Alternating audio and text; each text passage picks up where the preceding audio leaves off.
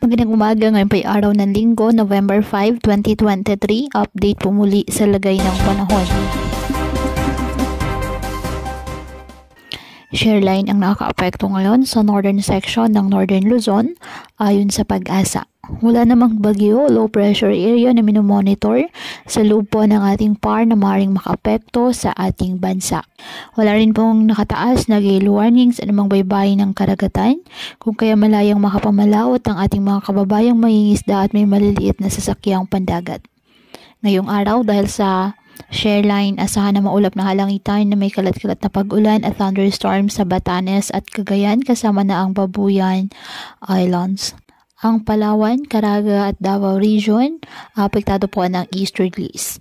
At ang nalalabing bahagi ng bansa kasama na ang Metro Manila, bahagyang maulap hanggang sa maulap na halangitan with isolated rain showers or thunderstorms dahil sa localized thunderstorms.